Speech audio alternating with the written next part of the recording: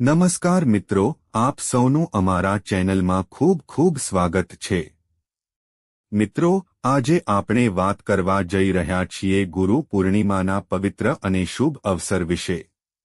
ગુરુ પૂર્ણિમા હિન્દુ ધર્મનો એક ખૂબ જ મહત્વપૂર્ણ તહેવાર માનવામાં આવે છે। આ દિવસ ગુરુઓના સન્માન અને આશીર્વાદ મેળવવા માટે ઉજવવામાં આવે છે। પ્રાચીન સમયથી જ આપણા દેશમાં ગુરુને ભગવાન કરતાં પણ ઊંચું સ્થાન આપવામાં આવ્યું છે। જ્યોતિષ શાસ્ત્રમાં ગુરુ ગ્રહને જ્ઞાન, ધન, સુખ, સમૃદ્ધિ અને ભાગ્યનો કારક માનવામાં આવે છે। તેથી ઘણી જ્યોતિષીય માન્યતાઓ અનુસાર ગુરુ પૂર્ણિમાના દિવસે કેટલીક રાશિઓના જીવનમાં શુભ પરિવર્તનો આવી શકે છે। આજે આપણે એવી 3 રાશિઓ વિશે વાત કરવાના છીએ જેમના માટે આ સમય ખાસ માનવામાં આવે છે। તો મિત્રો, વિડિયો અંત સુધી જરૂર જોતા રહેજો। મિત્રો, ગુરુ પૂર્ણિમાનો તહેવાર મહર્ષિ વેદવ્યાસજીની યાદમાં ઉજવવામાં આવે છે। એવું માનવામાં આવે છે કે તેમણે જ વેદો અને મહાભારત જેવા મહાન ગ્રંથોની રચના કરી હતી। આ દિવસને વ્યાસ પૂર્ણિમા તરીકે પણ ઓળખવામાં આવે છે। આ દિવસે લોકો પોતાના શિક્ષકો અને ગુરુઓને યાદ કરે છે અને તેમના આશીર્વાદ મેળવે છે। ઘણા લોકો આ દિવસે વહેલી સવારે ઉઠીને સ્નાન કરે છે, મંદિરમાં જાય છે અને ભગવાનની પૂજા કરે છે। કેટલાક લોકો જરૂરિયાતમંદોને દાન પણ આપે છે। એવી માન્યતા છે કે આ દિવસે સારા કાર્યો કરવાથી જીવનમાં સુખ અને સમૃદ્ધિ આવે છે। ચાલો હવે જાણીએ પહેલી રાશિ વિશે। પહેલી રાશિ છે વૃષભ રાશિ। જ્યોતિષીય માન્યતાઓ અનુસાર ગુરુ પૂર્ણિમા પછી વૃષભ રાશિના લોકોના જીવનમાં સકારાત્મક પરિવર્તનો જોવા મળી શકે છે। લાંબા સમયથી અટકેલા કાર્યો પૂર્ણ થઈ શકે છે। જે લોકો નોકરી કરે છે તેમને નવી તકો મળી શકે છે। વેપારીઓ માટે પણ આ સમય સારો માનવામાં આવે છે। ઘણા લોકો માટે આવકના નવા માર્ગ ખુલી શકે છે। પરિવારના સભ્યો સાથે સંબંધોમાં મધુરતા આવી શકે છે। ઘરમાં ખુશીનું વાતાવરણ બની શકે છે। જે લોકો લાંબા સમયથી કોઈ નવા કામની રાહ જોઈ રહ્યા છે તેમને સારા સમાચાર મળી શકે છે। વૃષભ રાશિના વિદ્યાર્થીઓ માટે પણ આ સમય લાભદાયક બની શકે છે। અભ્યાસમાં ધ્યાન વધશે અને પરીક્ષામાં સારા પરિણામો મળવાની શક્યતા છે। મહેનતનું ફળ મળવાથી આત્મવિશ્વાસમાં વધારો થઈ શકે છે। હવે વાત કરીએ બીજી રાશિ વિશે। બીજી રાશિ છે સિંહ રાશિ। ગુરુ પૂર્ણિમાના શુભ અવસર પર સિંહ રાશિના લોકો માટે પણ સારો સમય આવી શકે છે।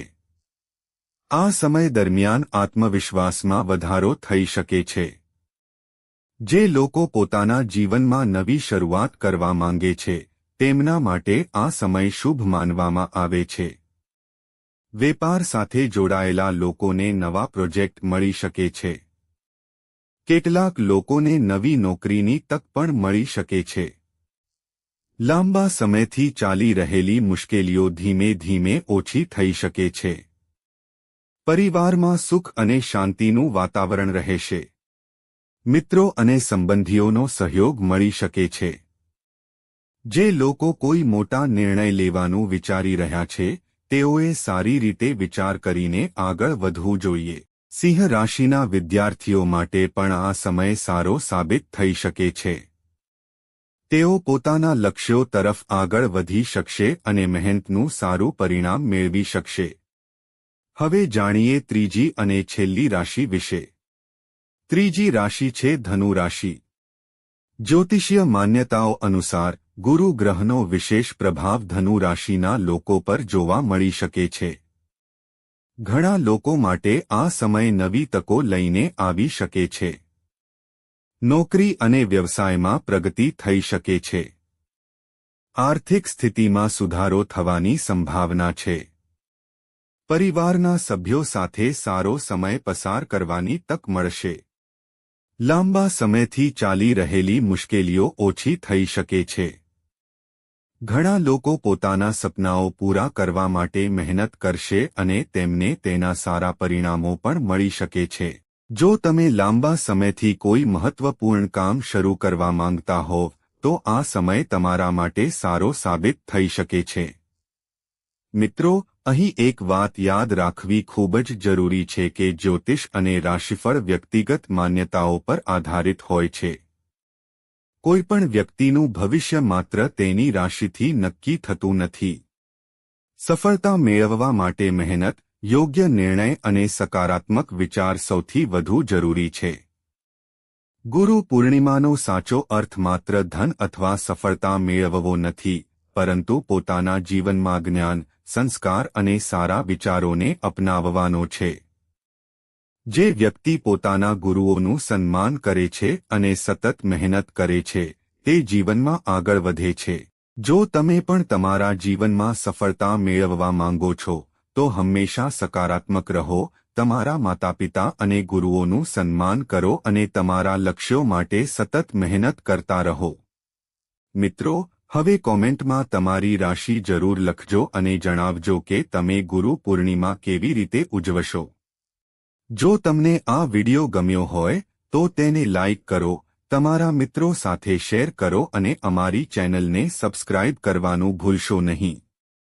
ફરી મળીએ એક નવા અને રસપ્રદ વિડિયો સાથે.